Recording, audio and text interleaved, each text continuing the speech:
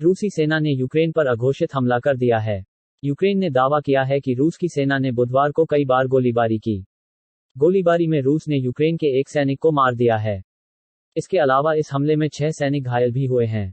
इस हमले के बाद संयुक्त राष्ट्र प्रमुख एंटोनियो गुटेरेस ने रूस से शांति की अपील की है। प्रधानमंत्री श्री नरेंद्र मोदी ने ऑनलाइन शतरंज टूर्नामेंट में मशहूर चैंपियन मैग्नस कार्लसन के खिलाफ आर प्रज्ञानानंद की जीत पर प्रसन्नता व्यक्त की है। प्रधानमंत्री ने एक ट्वीट में कहा, हम सभी युवा प्रतिभाशाली आर प्रज्ञानानंद की सफलता पर खुशी मना रहे हैं। मशहूर चैंपियन मैग्नस कार्लसन के खिलाफ जीत दर्ज करने की उनकी उपलब्धि पर गर्व है। मैं प्रतिभाशाली प्रज्ञानानंद को उनके भविष्य के प्रयासों के लिए शुभकामनाएं देता हूं।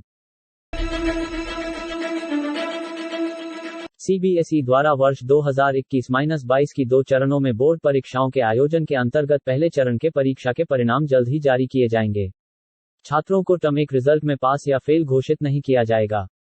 बता दें कि रिजल्ट 2022 के अंतर्गत उन्हें पास या फेल घोषित नहीं किया जाएगा, बल्कि विभिन्न विषयों के लिए सिर्फ प्राप्तांक ही जारी किए जाएंगे। थल सेनाध्यक्ष जनरल एमएम नरवणे ने बुधवार को बेंगलुरु में पैराशूट रेजिमेंट ट्रेनिंग सेंटर में 4 पैराशूट बटालियनों को प्रेसिडेंशियल कलर्स प्रदान किए। राष्ट्रपति के रंगिया निशान का पुरस्कार युद्ध और शांति दोनों के दौरान राष्ट्र के लिए अपनी असाधारण सेवा की मान्यता में एक सैन्य इकाई को दिए जाने वाले सर्वोच्च सम्मानों में से एक है।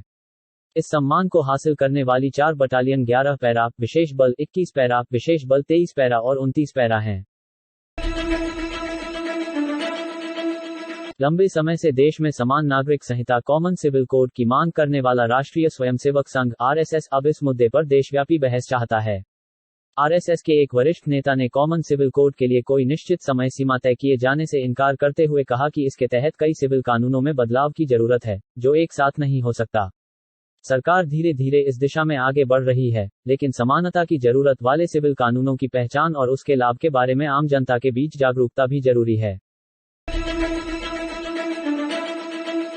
आईआईटी सहित देश भर के केंद्रीय शैक्षणिक संस्थानों में आरक्षित श्रेणी की खाली सीटें अब ओपन कैटेगरी में तब्दील नहीं होगी, बल्कि जिस वर्ग के लिए आरक्षित है उनसे ही भरी जाएंगी। शिक्षा मंत्रालय ने पीएमओ के दखल के बाद इसे लेकर सभी केंद्रीय शिक्षण संस्थानों को स्पष्ट दिशा निर्देश जारी किए हैं। साथ ही कहा है कि आरक्षित श्रेणी की खाली सीटों को भरने के लिए जरूरत पड़ने पर कटऑफ को भी नीचे रखने जैसे कदमों को उठाने पर विचार किया जाना चाहिए। कर्नाटक में बजरंग दल कार्यकर्ता हर्ष की हत्या के मामले में 2 और आरोपितों को गिरफ्तार किया गया है। इस मामले में अब तक 8 आरोपितों को गिरफ्तार किया जा चुका है। तनावपूर्ण स्थिति को देखते हुए शिमोगा में कर्फ्यू को 25 फरवरी तक बढ़ा दिया गया है। राज्य के गृह मंत्री अरागा ज्ञानेंद्र ने बुधवार को कहा कि शिमोगा शहर के कोर्ट और डोडापेट पुलिस स्टेशन में पिछले 5 साल के दौरान तैनात पुलिसकर्मियों की भूमिका की जांच करने का आदेश दे दिया गया है। उन्होंने कहा कि हर्ष की हत्या में गिरफ्तार 8 आरोपितों का आपराधिक इतिहास रहा है और ये सभी शिमोगा के ही रहने वाले हैं। पूर्व भारतीय मॉडल गुलप्रीत गिल-मांग ने आईपीएल फाउंडर ललित मोदी पर धोखाधड़ी और अनुबंध के उल्लंघन का आरोप लगाया है और ब्रिटिश कोर्ट में मामला दायर कर लाखों डॉलर का मुआवजा मांगा है। हालांकि मोदी ने लिखित सबूतों के जरिए इन आरोपों को खारिज कर दिया है। बता दें कि मोदी आईपीएल से जुड़े घोटालों एवं विवादों के बीच 2010 में भारत से लंदन चले गए थे। जज मुरे रोसेनक्यूसी की अगुवाई में इस चांसरी डिवीजन में यह तय करने के लिए सुनवाई शुरू हुई कि क्या मोदी ने अप्रैल 2018 की विश्वव्यापी कैंसर उपचार परियोजना के लिए झूठी जानकारियां दी। ईडी ने दाऊद इब्राहिम मनी लॉन्ड्रिंग मामले में महाराष्ट्र के मंत्री नवाब मलिक को बुधवार को गिरफ्तार कर लिया। ईडी की ओर से गिरफ्तार किए जाने के बाद राकांपा नेता नवाब मलिक ने कहा कि भले ही उनको गिरफ्तार कर लिया गया है लेकिन वह डरेंगे नहीं।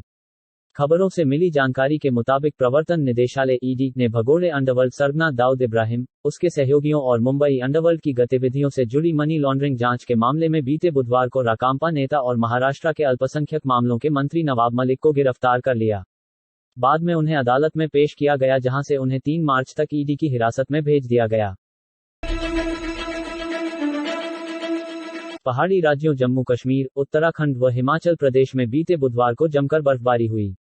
इससे जनजीवन बुरी तरह प्रभावित हुआ। जम्मू श्रीनगर हाईवे पर रामबन जिले में भूस्खलन और श्रीनगर हवाई अड्डे से सभी 41 उड़ानें रद्द होने से कश्मीर का शेष देश से सड़क व हवाई संपर्क कट गया है। हाईवे बंद होने से जगह जगह सैकड़ों वाहनों को रोक लिया गया। उत्तराखंड में भी यातायात प्रभावित हुआ है। दिल्ली सरकार ने दिहाड़ी मजदूरों, जिनके पास न तो काम है और न ही आजीविका कमाने का कोई साधन है, को प्रशिक्षित करने और उनके पुनर्वास के लिए एक पायलट प्रोजेक्ट शुरू किया है। आश्रय अधिकार अभियान, एक गैर सरकारी संगठन, इन बेघर लोगों को व्यावसायिक प्रशिक्षण प्रदान करने के लिए रोशनारा रोड केंद्र में दिल्ली सरकार के साथ मिलकर काम करता है।